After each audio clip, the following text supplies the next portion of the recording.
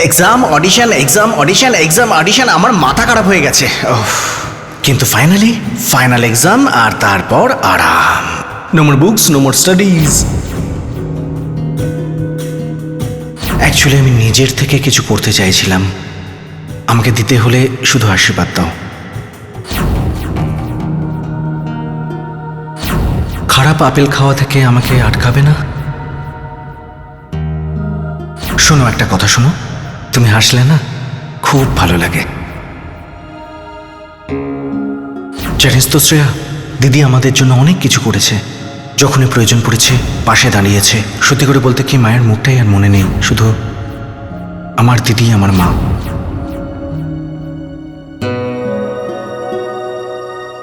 পাগল হয়ে গেছে নাকি বেদান্ত? বাড়ি ছেড়ে চলে গেল, গিয়ে থাকবেটা কোথায় ও? ঠিক থাকবে বেদিকা, এই বয়সের ছেলেরা নিজের পায়ে ঠিক দাঁড়িয়ে যায়। হ্যাঁ, কিন্তু তারা তো আর রাইসিংহানিয়া পরিবারের ছেলে নয়। এত আরামের জীবন, এই ধরনের লাক্সারি তারা দেখতে পায় না। তুই তো জানিস বাইরের দুনিয়াটা কত কঠিন। বেদান্তর কাছে এই বাড়িতে থাকাটা কঠিন হয়ে পড়েছিল বেদিকা। এখানে থাকলে শুধু বাবার ছায়া হয়ে থাকতে হতো ওকে। বাইরে নিজের পরিচয়টা তো তৈরি করতে পারবে। আচ্ছা বসুদা, তুই লাইফটাকে এত সিরিয়াস করে নিস কেন? উল্টোটাই আমি তোকে জিজ্ঞেস করতে পারি বেদিকা, তোর কাছে জীবন এত সস্তা হয়ে গেল কবে থেকে? আমাদের ভাইয়ের জীবন নিয়ে কথা, ওর আদর্শ তোর কি চোখে পড়ছে না? আজকাল তোর অ্যাটিটিউড দেখে, তোর কথা শুনে আমি অবাক হয়ে যাই। তুই আর আগের মতন নেই।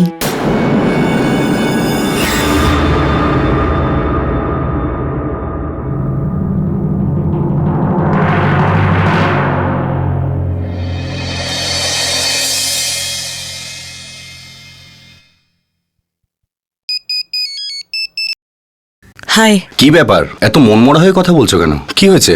না, একটু চিন্তা করছিলাম। তাহলে চিন্তাটা একটু তাড়াতাড়ি করো আর বলো কোথায় মিট করছি। আমি একটু পরেই ফ্রি হয়ে যাব। আরে কি হলো বলো। হ্যাঁ, একটা এক্সিবিশন আছে, কিন্তু বেদিকা, আর ইউ ওকে? এরকম অদ্ভুতভাবে কথা বলছো কেন? বেদান্ত বাড়ি ছেড়ে চলে গেছে। হোয়াট?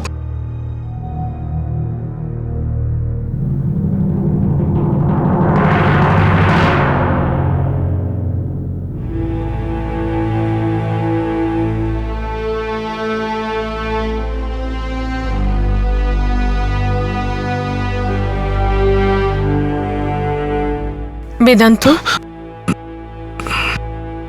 তোমার জন্য ভেতরে বিছানা করে দেব, ওখানে শোবে? না, বসো।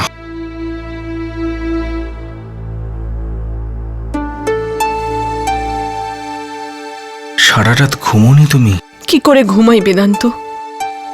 যখনই চোখ বন্ধ করছি বাবার মুখটা মনে পড়ে যাচ্ছে, আর চোখে জল এসে যাচ্ছে। যে চোখে জল আছে সে চোখে ঘুম কি করে আসে? দেখো সন্ধ্যা, নতুন সকালকে যদি তুমি চোখের জল দেখাও, সূর্যদেব রাগ করবেন। রাগ করেই তো আছেন, তাই তো এমন সকাল এনেছেন যেখানে বাবা নেই, এমন সকাল যেখানে তোমার পরিবার তোমার কাছে নেই, তোমার সমস্ত সুখ ছিনিয়ে নিয়েছে। সবকিছু হারিয়েও তো আমি অনেক কিছু পেয়েছি। এই প্রথম সকাল যে আমরা একসাথে দেখলাম। তুমি কি আমার সাথে এখানে থাকতে পারবে বেদান্ত? যদি তুমি আমার সাথে থাকো না, তো সবকিছু হয়ে যাবে। সন্ধ্যা, আমরা যদি এইটুকু সমস্যাতেই ভয় পেয়ে যাই, তো আমরা কি ভালোবাসলাম? আর দিদিরও মনে হয় আমরা যা করেছি ঠিক করেছি।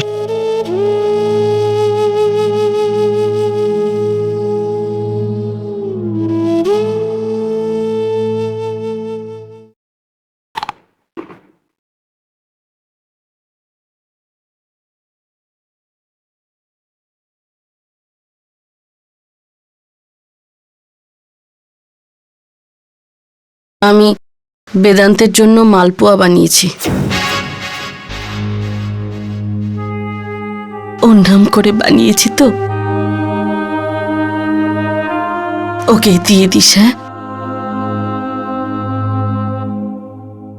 আর ওকে বলিস ওর পিসি ওর জন্য অপেক্ষা করছে। আজ এই শেষবারের মতন বেদান্তর নাম এ বাড়িতে উচ্চারিত হলো। এরপর থেকে মনে রাখবে, এ বাড়িতে ওর নাম কেউ নেবে না। ওই বাড়ি ছেড়েছে, তাই বাড়িও ওকে ভুলেছে। বাবা এরকম বলো না, বেদান্ত নিশ্চয়ই ফিরে আসবে। ইট ডিপেন্ডস শ্রেয়া, যে তোমার বসুধা দিদি বেদান্তের মাথাটা কতটা খারাপ করে দিয়েছে। যদি কম খারাপ করে তাহলে ফিরে আসবে, আর যদি বেশি খারাপ করে থাকে তাহলে নষ্ট হয়ে ফিরে আসবে। আমি গর্বিত আমার ভাইয়ের জন্য। আমি গর্বিত কেননা ও নিজের জীবনের সিদ্ধান্ত নিজেই নিতে পারে। আমি গর্বিত কারণ ও এই ঐশ্বর্য ছেড়ে সন্ধ্যার পাশে গিয়ে দাঁড়িয়েছে। তাহলে তুমি আছো কেন? তুমিও যাও না তোমার মজনু ভাইয়ের সাথে, তুমিও যাও। কে তোমাকে আটকাচ্ছে এই বাড়ি ছেড়ে যেতে? যেদিন আমার এই কথাটা বিশ্বাস হবে যে এই বাড়ি নিজের পায়ে চলতে শিখে গেছে, সেদিন আমিও চলে যাব বাবা। সেটা তো তুমি হতে দেবে না, তার কারণ এই বাড়িতে তোমার প্রয়োজন আরো বেড়ে যাবে।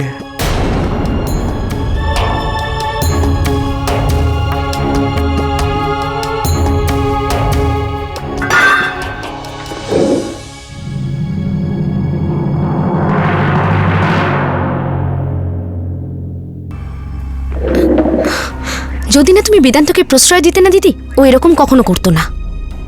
আচ্ছা, ভালোবাসার জন্য বাড়ি ছেড়ে চলে যাওয়ার কথাটা তো তুইও বলেছিলি। তোকে কি প্রশ্রয় দিয়েছিল শ্রেয়া? কিন্তু আমি বাবার বিরুদ্ধে তো যাইনি না। সেটা তো এই জন্য যে বাবা সিদ্ধার্থকে মেনে নিয়েছে। বাবা যদি মেনে না নিত তাহলে দেখতাম তোদের লাভ স্টোরি কত দূর যেত। দেখছি তো আমরা তোমাকে দিদি, যে কিভাবে তোমার জন্য এই বাড়িটা টুকরো টুকরো হয়ে যাচ্ছে। একই ছাদের তলায় যেন আলাদা আলাদা ঘর হয়ে গেছে, আর এই সম্পর্ককে তুমি ভেঙেছো। আমি যদি না তুমি বেদান্তকে উস্কাতে, তাহলে ও বাবার বিরুদ্ধে কখনো যেত না।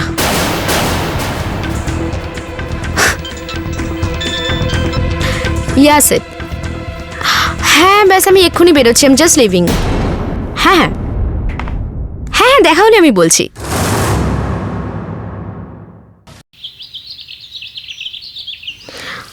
Wow seed, this is so beautiful. চলো না দেখি। চলো, এক মিনিট। তুমি চলো, আমি 2 মিনিটে আসছি। ওকে, 2 মিনিট। তাড়াতাড়ি। হ্যালো, হ্যাঁ, ট্রেন পুরো ট্র্যাকেই চলছে। ব্যাস, না না, কোনো ডিলে নেই, কোনো রেড সিগন্যাল নেই। ভেবে নাও যে পরবর্তী স্টেশন আশীর্বাদ, আর ফাইনাল টার্মিনাস বিয়ে, আর তারপর যাত্রা শেষ। হ্যাঁ, শুধু ছোট একটা ডিলে হয়েছে। না, ওই বেদান্ত বাড়ি ছেড়ে চলে গেছে না, তো স্বাভাবিকভাবেই বাড়িতে একটা দুঃখজনক পরিবেশ। সবাই আপসেট আছে। আমাদের জন্য ভালোই না, আমাদের কি প্রবলেম? না, আপাতত আমি একটা সুন্দর বাংলোতে এসেছি, যেটা আমার আদরের শ্বশুর মশাই নিজের মেয়ে নয়নাকে বিয়ের যৌতুক হিসেবে দিয়েছে। না না, চিন্তা করার দরকার নেই, আমি এই ঝামেলায় পড়ব না। যেমনটা তুমি বলো, পুরোটা নয়, কম করে 1/4 রায়সিংহানিয়া। এটা তো আমি নিশ্চয়ই পারবো না। এনিওয়ে, আমি তোমাকে পরে ফোন করছি। ওকে,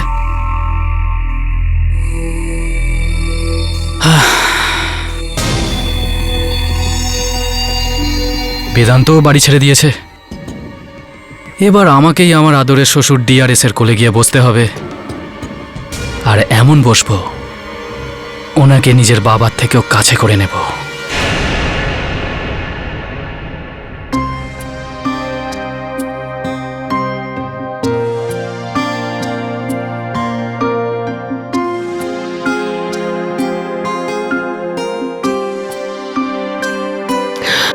বেদান্ত, এইসব কি? প্রায়শ্চিত্ত করছি দিদি। গোবিন্দবাবুর সামনে দাঁড়িয়ে ক্ষমা চেয়েছি। তোমাকে তো বলতে পারি, আর কাউকে তো বলতেও পারি না, কারণ ওনার মৃত্যুর জন্য আমি নিজেকে দোষী মনে করি। এসব কথা মনে একদম পুষিস না।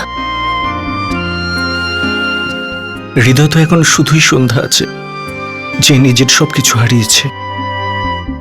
আর আমাকে ওর পাশে দাঁড়াতে হবে, সব দায়িত্ব নিতে হবে। সন্ধ্যা কোথায়?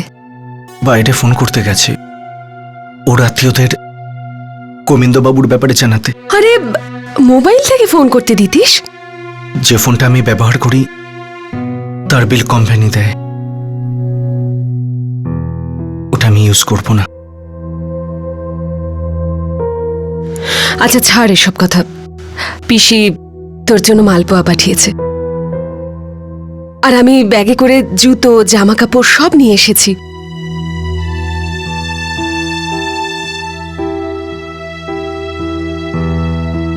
থ্যাঙ্কস দিদি, তুমি এই সিদ্ধান্তে আমাকে সাহায্য করেছো। জানি না এটা ঠিক কি ভুল, কিন্তু তাও থ্যাঙ্কস।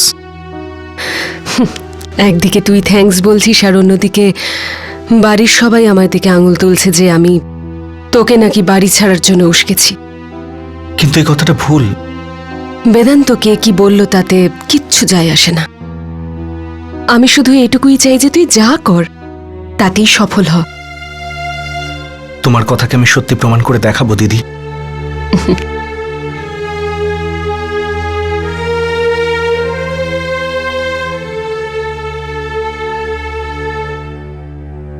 আর আমার ডেন্টিস্ট আমাকে বলেছে যে আমার দাঁত এমন ভাবে সেট করে দেবে যে আমার স্মাইলই চেঞ্জ হয়ে যাবে। আরে তোমার স্মাইলটা তো এত সুন্দর। ওই স্মাইল নিয়ে তো আমি বোর হয়ে গেছিলাম। এ তো প্রথমবার শুনছি কেউ নিজের স্মাইল নিয়ে কি করে বোর হয়ে যায় Mrs Khanna. Sorry I Mrs Kapoor now. Vedika, গত 3 মাসে তুমি আমার সাথে দেখা করোনি, তাই তুমি কিছু জানো না। আমি আমার হাজবেন্ড চেঞ্জ করে নিয়েছি। মিস্টার খান্নার সাথেও বোর হয়ে গেছিলে বুঝি? আচ্ছা একটু দাঁড়াও, আমি এক্ষুনি আসছি।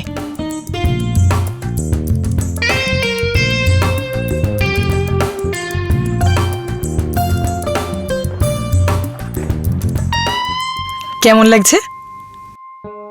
যদি কোনো ঘোড়াকে পাখির বাসা রাখা হয় যেমন লাগবে তেমন লাগছে। কি করব বলো, এটাই তো সিটি লাইফ, তাই না? এবার যাই। আমার ফ্রেন্ডের এক্সিবিশন এখনই চলে গেলে ওর খারাপ লাগবে। বেদিকা, তোমার কি মনে হয় না বাড়িতে তোমাকে বেশি প্রয়োজন? বেদিকা, আমি তোমাকে আমার হাজবেন্ডের সঙ্গে আলাপ করাচ্ছি। ইনি mister Kedar. Hi hi Vedika Devi, nice to meet you. Same to you. অনেক প্রশংসা শুনেছিলাম আপনার।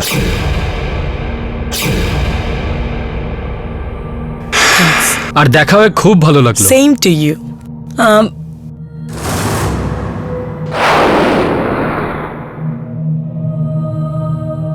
এক্সকিউজ মি,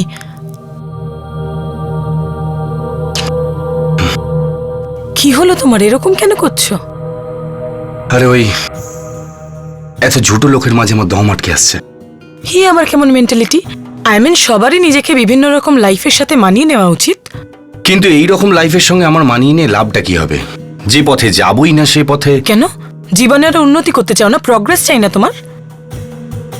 যদি তুমি এই প্রোগ্রেসের কথা বলো তাহলে সেটা আমার চাই না। সরি টু সে দিস, কিন্তু তুমি একজন মিডল ক্লাস মানুষের মতো বিহেভ করছো এখন। আরে আমি তাই তো বিহেভ করব। কিন্তু তুমি যদি একটু বদলে যাও তাতে কি খুব খারাপ হয়ে যাবে? এই লাইফের জন্য আমি নিজেকে বদলাবো, যাতে ভ্যালিউজ বলে কিছু নেই, প্রিন্সিপালস বলতে কিছু নেই। যে গলা কাছে পেলাম জড়িয়ে ধরলাম, যে গাল কাছে পেলাম চুমু খেয়ে নিলাম। যত আর্টিফিশিয়াল ঝুটো লোক। Seriously, I don't believe this Vikram. You better believe this, because this is me. Okay fine, this is you, but কি চাইছো? বেদিকা, আমি যাই হই আমার নিজের প্রতি গর্ব হয়, আর আমি একদম এই রকমই থাকবো।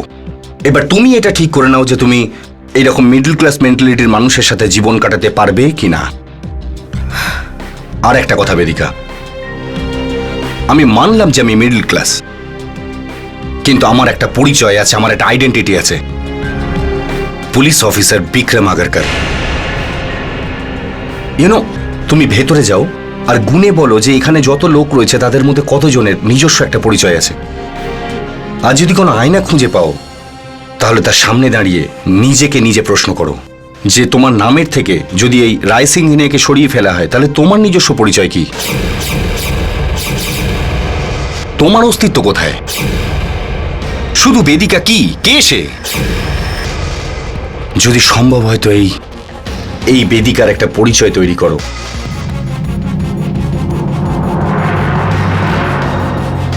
Good night.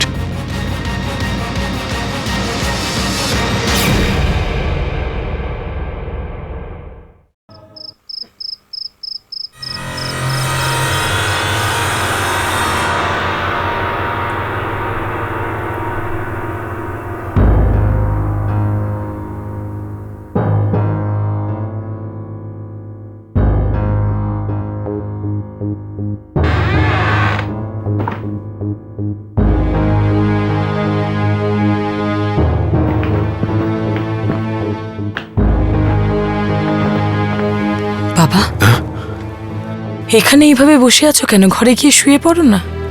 ঘুমও আসছে আর শুতেও ভয় করছে। কেন?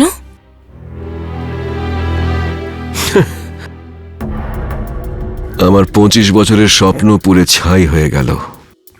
মনে হচ্ছে জীবনে অন্ধকার নেমে এসেছে। মনে হচ্ছে আমার জীবনের সকালটা আর ফিরে আসবে না। এরকম কেন বলছো তুমি বাবা? রায় সিংহানিয়া এম্পায়ার যার জন্য আমি তৈরি করলাম, সেই বেদান্তই এই বাড়ি থেকে চলে গেল চিরদিনের মতো। সবার সামনে আমাকে খুব সাহসী দেখালেও কিন্তু ভেতরে ভেতরে আমি ভেঙে পড়ছি।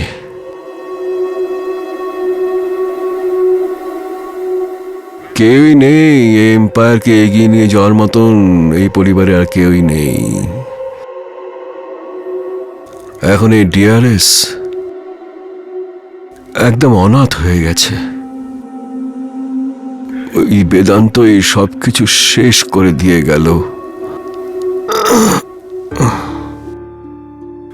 আসলে আমার ভবিষ্যৎকাল আমার দিকে আঙ্গুল তুলছে বেদিকা।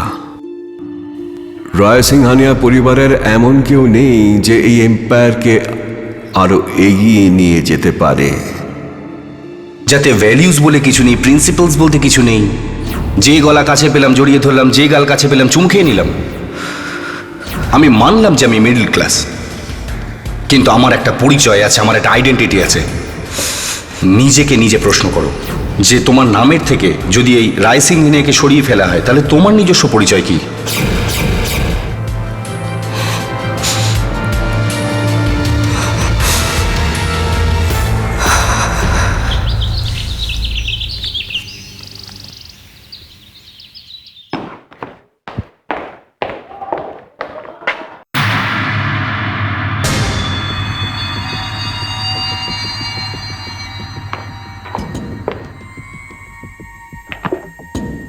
দিদি, এটা তুমি কি করছো? এটা তো বেদান্ত চেয়ার।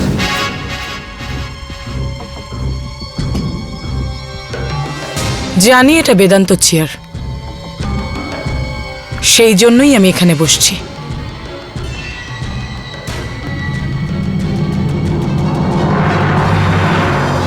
বাবা, এবার আমি বেদান্ত চেয়ারে বসার জন্য তৈরি।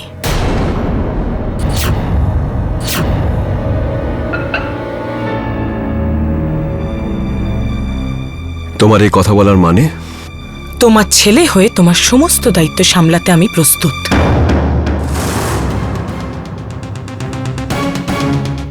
তোমার ছেলে যেই তোমার সমস্ত কিছু ছেড়ে চলে গেল, তোমার সেই ফাঁকা জায়গাটা আমি পূরণ করব। ওর চেয়ার কখনো খালি হবে না, আর তোমার স্বপ্ন কখনো ভেঙে যাবে না। আর এই ফাঁক পূরণের কাজটা আমি দৈনিক দর্পণ দিয়ে শুরু করতে চাই।